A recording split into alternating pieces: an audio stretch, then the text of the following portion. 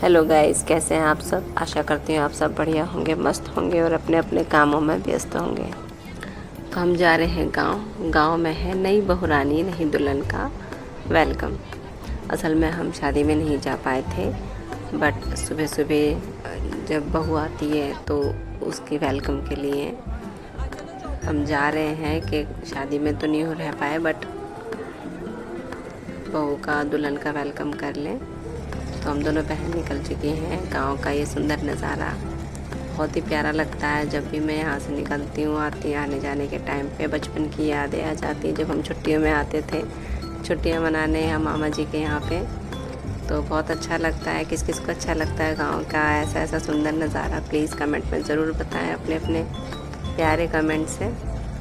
मुझे तो बहुत ही ज़्यादा खुशी होती है ऐसे नज़ारे देखकर। तो बस आप पहुँचे हैं गांव, थोड़ी ही दूर है। अच्छा लगता है। मैं चाहती हूँ मेरा बेटा भी थोड़ा सा गांव से कनेक्टेड रहे, बट उसे नहीं अच्छा लगता। गांव के लोग इस तरह से देखते हैं किसके घर कौन आया है।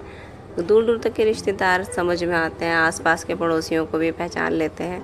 लेकिन शहर में ऐसा कुछ नहीं है। हम आसपास के लोगों को भी नहीं जानते कौन हमारे आस पड़ोस में रह रहा है, उनके कौन रिलेटिव्स हैं। ये रहे गांव के नल जो बहुत ही प्यारे लगते हैं। मेहनत लगती है, ये सब एक्सरसाइज के लिए बहुत अच्छे थे, जिनकी वजह से स्वस्थ रहती थी पुरानी लेडीज़। ये मामा जी की ये रहे भैया और भाभी। सवारी से उतरते के साथ ही मैं तो यहाँ पर रास्ते में ये लोग मिल गए। अभी मैं लेट हो गए, हम लोग ट्रेन की वजह से काफ़ी लेट हो गई थी ट्रेन। और आते के साथ मैं तो बस नाचने लग गई यहाँ पे। और मेरी सिस्टर जो थी वो बैठ गई। उसे डांस वांस में इतना शौक़ नहीं है, ना ही वो करती है। तो बस हम 2-3 लोग तो जो थे बस वही नाचने गाने में लगे पड़े हैं। ये रही नहीं दुल्हन नया दूल्हा।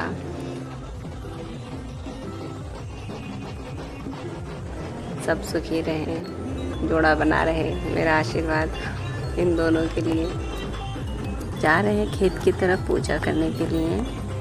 घर में भी पूजा होती है और बाहर भी नए जोड़ों से पूजा कराई जाती है, ताकि सभी देवी देवताओं का आशीर्वाद इन दोनों को मिले। गर्मी बहुत थी उस समय, ऊपर से हमें ही इतनी बहुत ज़्यादा परेशानी हो रही थी। और दूल्हा दुल्हन का तो पता नहीं क्या हाल हो रहा गर्मी में। लेकिन जो रस्म है उसे तो निभानी पड़ेगी, थोड़ा बर्दाश्त तो करना पड़ता है। वो तो हर किसी की परेशानी है ही, चाहे वो कितने भी रईस हो या चाहे कितने भी गरीब हो। जिस मौके पर जिनकी शादी होती है उस समय उन्हें थोड़ी सी परेशानियों का सामना तो करना पड़ता है। ये यहाँ पर खेत में चौक पोर के गोबर से मिट्टी से मिला के थोड़ी सी लिपाई सी करके जो सास है, मतलब बेटे की माँ यानी हमारी जो मामी है, वो हल्दी के हाथों के थापे दुल्हन के और दूल्हे के दोनों के लगवाएंगे। यहाँ पर जोत जगा रखी है, भोग के लिए पूड़ी हलवा ये सब बनवा के लेकर आए हैं। और दूल्हा दुल्हन के हल्दी कुमकुम के थापे यहाँ लग रहे हैं। बच्चे अपने में मगन हैं, खेल रहे हैं, उन्हें कोई इंटरेस्ट नहीं है। यहाँ पर संटी भी पूजी जाती है। संटी यानी लकड़ियाँ होती हैं, डंडियाँ कच्ची पेड़ की तोड़ के लाते हैं और डंडियाँ पूजते हैं। और पूज कर वो दी जाती है दूल्हा और दुल्हन के हाथ में। और जो दूल्हे की भाभियाँ हैं वो हंसी मजाक में थोड़ा सा संटियाँ मारने का खेल खेलती हैं। तो ये रीति हमारे तरफ है, यूपी साइड में। आप बताइए आप किस किस इंडिया के कोने से देख रहे हैं, आपके यहाँ कैसा होता भी है या नहीं होता है ऐसा कुछ। तो ये देवर भाभी का प्यार है, थोड़ी शरारत है, जो इस रीति से हमारी रस्मों में दिखाया जाता है, बनती है, होती है थोड़ी बहुत हंसी मजाक हर जगह हो। कहीं समधी समधनों का भी मजाक होता है, देवर भाभी का होता है। तो हर रिश्ते में जीजा साली का भी होता है, हर रिश्ते में छोटा मोटा हंसी मजाक होता है। तो शादी के दिन ये रस्में होती हैं, जो संटी मारना एक दूसरे को, देवर भाभी को।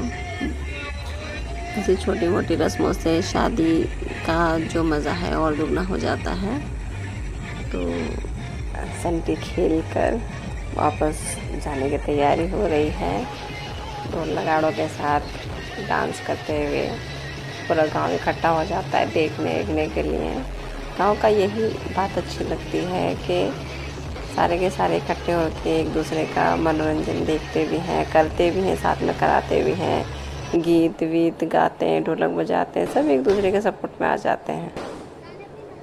बस ये रही शादी का व्लॉग। अब घर की पूजा बाकी रह गई थी, शाम को पूजा की है घर की। दूल्हा दुल्हन को आशीर्वाद दिलवाया है और फिर जो मिलना मिलाना हुआ है सभी रिश्तेदारों से कई दिनों में। मेरी बहन तो करीब 10 साल बाद मिली है सब रिश्तेदारों से।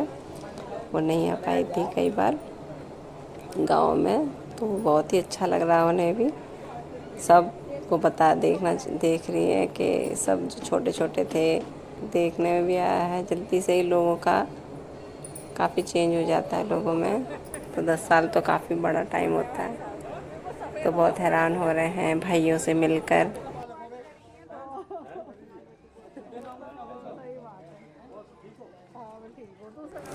सब बड़े बड़े एज में हो गए हैं, एजड हो गए हैं, उनके बच्चे बड़े बड़े हो गए हैं। बहुत हैरानी हो रही है कई सालों में उनको देख के।